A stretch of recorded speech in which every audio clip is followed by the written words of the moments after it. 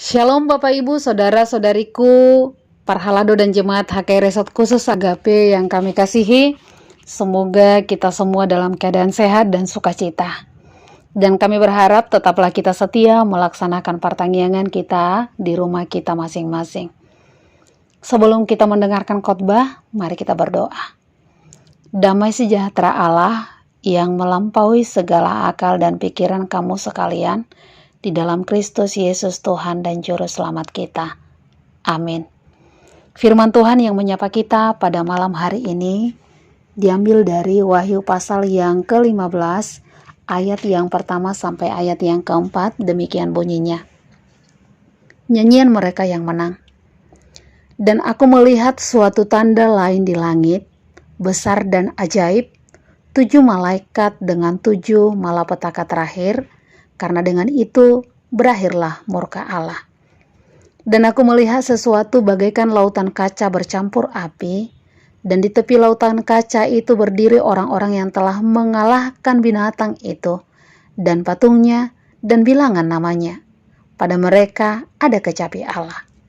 Dan mereka menyanyikan nyanyian Musa, hamba Allah, dan nyanyian anak domba, bunyinya, besar dan ajaib segala pekerjaanmu ya Tuhan Allah yang Maha Kuasa. Adil dan benar segala jalanmu ya Raja segala bangsa. Siapakah yang tidak takut ya Tuhan, dan yang tidak memuliakan namamu? Sebab Engkau saja yang kudus, karena semua bangsa akan datang dan sujud menyembah Engkau, sebab telah nyata kebenaran segala penghakimanmu. Demikian pembacaan firman Tuhan. Bapak Ibu saudara-saudariku yang terkasih di dalam nama Tuhan Yesus Kristus. Tidak ada seorang pun di dunia ini yang mau hidupnya menderita. Tapi kenyataannya sering sekali kita tidak dapat menghindari atau tidak dapat menghindar dari penderitaan. Apalagi bila penderitaan itu datang secara tiba-tiba dan penderitaan itu datang secara bertubi-tubi. Oleh karena itu, kita perlu memikirkan bagaimana sikap kita ketika kita harus menghadapinya. Setidaknya ada 2 tipe orang ketika menghadapi penderitaan. Yang pertama adalah tipe genteng, yaitu orang yang mudah patah, orang yang mudah hancur ketika menghadapi penderitaan. Dia bagaikan genteng bila dibanting, dia akan hancur berkeping-keping. Orang-orang Kristen yang bertipe genteng adalah orang-orang yang ketika menghadapi penderitaan, bangunan imannya menjadi hancur, menjadi marah terhadap Tuhan, menyalahkan Tuhan, bahkan bisa jadi meninggalkan Tuhan. Inilah tipe genteng, tipe orang-orang yang dikalahkan oleh penderitaan. Itu yang pertama. Yang kedua, tipe bola, yaitu orang-orang yang mampu mengubah penderitaan menjadi kemenangan. Bagaikan bola, ketika dibanting justru melejit ke atas. Semakin keras tekanan ke bawah, dia akan semakin melejit tinggi ke atas. Saat menghadapi tekanan, saat menghadapi tantangan, saat menghadapi pergumulan, saat menghadapi masalah, orang yang tipe ini akan semakin termotivasi, akan semakin terberkati, akan semakin kreatif. Jadi orang-orang yang bertipe bola itu adalah orang-orang yang mengalahkan penderitaan, yang mengalahkan tantangan, yang mengalahkan pergumulannya, yang mengalahkan masalahnya, dan mempertahankan, membangun imannya tetap teguh, sekalipun betapa berat dan dahsyatnya penderitaan, bahkan mungkin sampai kepada kematian. Tipe yang manakah kita? Bapak Ibu saudara-saudariku yang terkasih, mari kita lihat teks kita pada saat ini. Dalam teks kita ini, Yohanes menyatakan penglihatannya bahwa orang-orang yang percaya akan menyanyikan kemenangan imannya. Walaupun tantangan demi tantangan yang bertubi-tubi, namun orang yang percaya akan selalu memiliki keteguhan iman akan kuasa dan kebesaran Allah yang sungguh-sungguh nyata. Salah satu sebagian dari konteks pergumulan jemaat pada saat itu adalah di mana mereka mengalami penganiayaan. Mereka mengalami penistaan dari pemerintah yang berkuasa. Orang-orang Kristen menghadapi penderitaan karena iman percaya mereka kepada Kristus. Orang-orang Kristen terancam kehidupan nyawanya karena percaya kepada Kristus. Dalam situasi yang seperti itulah nats ini dituliskan bagaimana mereka agar terhibur. Tujuan daripada teks ini adalah untuk menghibur, untuk memberikan penguatan bagi warga jemaat Kristen supaya tetap berani, tetap setia, tetap bertahan, dan tetap tabah dalam iman walaupun dalam kondisi penderitaan. Bapak, Ibu, saudara-saudariku yang terkasih di dalam nama Tuhan Yesus Kristus, mungkin ketika kita mendapatkan apa yang kita inginkan, kita akan mudah untuk berkata puji Tuhan. Saat kita lulus dengan impian kita mendapatkan pekerjaan yang kita idam-idamkan, kita bisa sembuh dari sakit. Saat anak-anak kita mungkin memiliki sikap yang baik, yang turut terhadap orang tuanya. Ketika usaha kita bisa melejit, lancar, sukses, mungkin kita akan mudah berkata, puji Tuhan. Namun bagaimana ketika sebaliknya yang terjadi dalam hidup kita? Bagaimana ketika kita menghadapi situasi yang sulit pada saat ini? Saat sakit menggorogoti tubuh kita yang membuat kita harus diisolasi, tidak bisa kita bersama dengan rekan-rekan kita, satu gereja kita, satu kerja kita, keluarga kita. Saat rumah kita dipenuhi dengan genangan air karena banjir, saat sekeliling kita tidak memperdulikan kita, atau saat kita harus kehilangan orang yang kita kasihi karena meninggal dunia, bisakah kita memuji Tuhan? Bisakah kita seperti tema minggu, kita bernyanyi memuji Tuhan?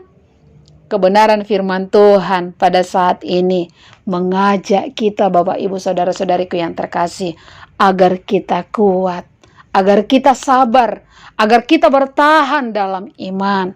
Dan kalaupun kita harus menghadapi begitu banyak pergumulan, begitu banyak penderitaan, begitu banyak penganiayaan, datanglah kepadanya. Mungkin sekali kita ada yang kehilangan keluarga yang kita kasihi. Menangislah, tapi menangislah dengan memuji Tuhan, menangislah dalam pengharapan. Ketika kita menghadapi ekonomi yang merosot karena mungkin usaha yang tidak bisa berjalan dengan baik, berjuanglah dan tetaplah berusaha di dalam Tuhan dengan tidak mencari jalan pintas yang tidak pantas. Ketika kita menghadapi pergumulan di tengah-tengah keluarga, anak-anak yang susah diatur, kita mungkin tidak akur dengan suami atau istri kita. Bahkan kita mungkin tidak akur dengan mertua kita. Kita diajak agar tetap kita kuat, sabar, dan bertahan dalam iman. Jangan kita lari dari keluarga kita. Nats kebenaran firman Tuhan memberikan kita penguatan pada saat ini. Bagaimana para martir? Bagaimana mereka pada saat itu bisa bertahan, bisa tetap kuat, tetap sabar, tetap tabah dalam penderitaan itu. Bahkan mereka semakin membangun iman yang kokoh terhadap Tuhan. Apa rahasianya? Mari kita lihat, Bapak, Ibu, saudara-saudariku yang terkasih, dalam teks kita pada saat ini. Yohanes dalam penglihatannya melihat sesuatu bagaikan lautan kaca bercampur api. Dan di tepi lautan kaca itu berdiri para martir yang telah mengalahkan binatang itu, patungnya dan bilangan namanya. Mari kita garis bawahi kata lautan dan api. Ini menggambarkan senjata, kuasa, atau kekuatan yang dimiliki oleh Allah yang bertujuan untuk melenyapkan, untuk menghabisi semua kuasa-kuasa duniawi, semua kejahatan dan lawan-lawan Allah di tengah-tengah dunia ini. Apakah yang bisa kita lihat di situ? Tuhanlah yang memberikan kemenangan itu melawan kuasa-kuasa kejahatan, kuasa-kuasa duniawi. Tuhanlah yang memberikan kemenangan kepada mereka. Kemenangan ada di pihak Allah. Maka di ayat yang kedua boleh kita melihat, ayat yang ketiga boleh kita melihat bagaimana mereka menyanyikan nyanyian Musa, hamba Allah, dan nyanyian anak domba. Apa yang dimaksud dengan nyanyian Musa? Dan apa yang dimaksud dengan nyanyian anak domba? Nyanyian Musa adalah nyanyian yang dinyanyikan Musa pada saat umat Israel telah melewati bahaya penyeberangan Laut Merah dengan kemenangan. Dalam teks kita, para martir telah melewati lautan penganiayaan dan telah tiba di pantai surgawi. Kemenangannya sesungguhnya bukan semata-mata mempertahankan hidup, melainkan menghadapi hal terburuk yang dilakukan oleh kejahatan, bahkan jika perlu sampai mati. Namun bangunan iman tetap berdiri teguh. Sedangkan nyanyian Musa, nyanyian anak domba adalah nyanyian yang hanya mereka sendiri saja yang dapat mempelajarinya. Nyanyian tentang kemenangan Allah di ayat yang ketiga. Jadi nyanyian Musa dan nyanyian anak domba mengungkapkan kasih dan rasa syukur kepada Allah.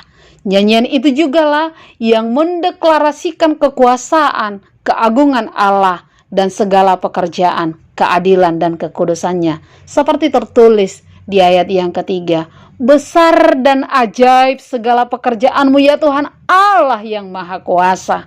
Adil dan benar segala jalanmu, ya Raja segala bangsa.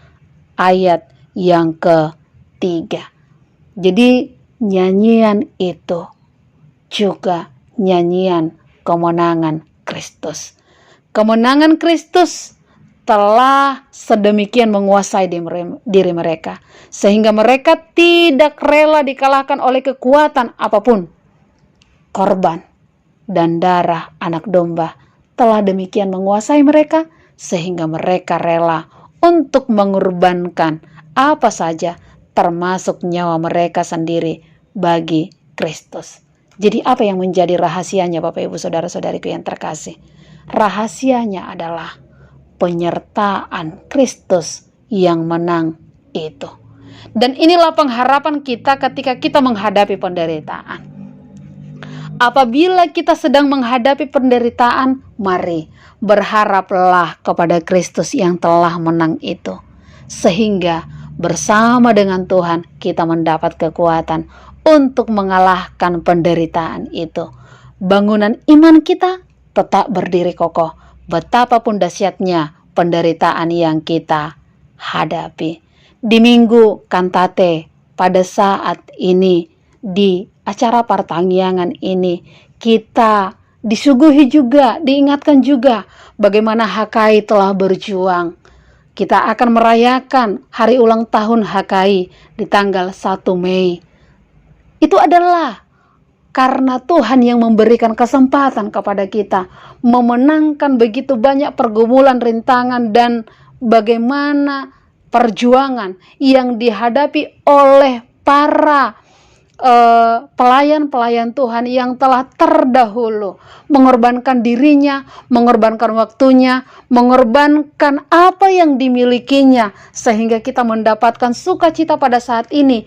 Kita bisa bersyukur, bersukacita di perayaan ulang tahun di dalam minggu ini. Itu adalah bukan karena kuat dan hebat kita, bukan karena kegagahan kita, tapi semua adalah karena kasih dan karunia yang telah Tuhan berikan kepada kita. Maka marilah kita bersorak-sorai, marilah kita bersukacita untuk merayakan ulang tahun HKI. Bapak, Ibu, Saudara-saudariku yang terkasih, di minggu kantate ini kita diajak bagaimana kita untuk bernyanyi, bagaimana kita untuk bersuka cita.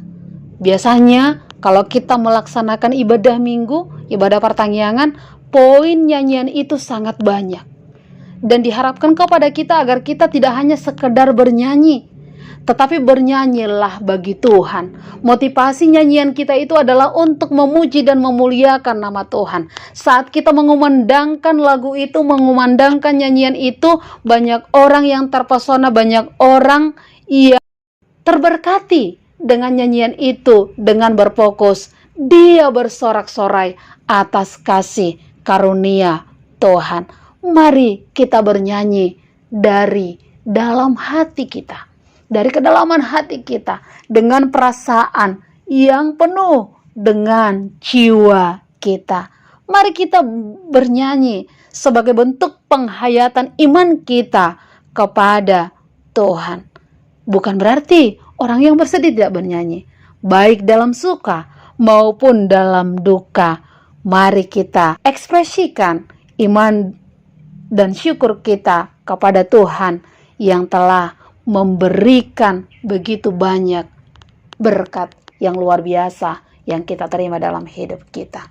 Maka Bapak, Ibu, Saudara-saudariku yang terkasih, mari sebagai seorang jemaat Tuhan yang senantiasa mengumandangkan lagu pujian yang membuat Tuhan terpesona, yang membuat manusia juga terberkati, bahkan dia datang semakin tunduk di hadapan Allah. Jadi melalui nats ini kita diajak sebagai seorang pemenang. Orang-orang yang menang adalah orang-orang yang tahan uji, yang lulus uji, yang artinya dia unggul mengakhiri pertandingan, pertarungan dengan berbagai-bagai ujian, cobaan, tantangan dan pergumulan, semuanya dilaluinya. Dan itu semua adalah karena Allah yang telah menguatkannya dan ada di pihaknya.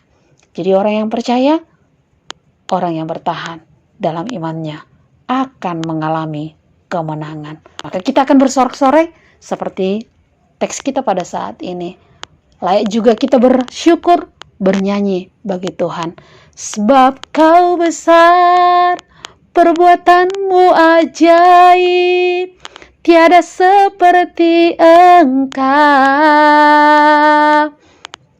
Tiada seperti Engkau, sebab Kau besar, perbuatanmu ajaib, tiada seperti Engkau, tiada seperti Engkau. Mari kita puji Tuhan dengan nyanyian dalam hidup kita yang senantiasa bersorak-sorak, memuji dan memuliakan namanya dengan sukacita, dengan keyakinan, dengan iman yang teguh. Semakin kokohlah iman kita, semakin teguhlah iman kita, semakin bangunlah imanmu dalam situasi apapun, baik suka dan duka yang bisa silih berganti. Amin, kita berdoa. Dengan segenap hati dan jiwa kami sangat bersyukur kepadamu ya Allah, pada malam hari ini saat Tuhan mengingatkan kami bagaimana kami harus bisa menjadi orang yang bertahan sekalipun kami harus menghadapi begitu banyak rintangan, begitu banyak penderitaan, begitu banyak tantangan dalam hidup kami. Biarlah itu membangun iman kami yang semakin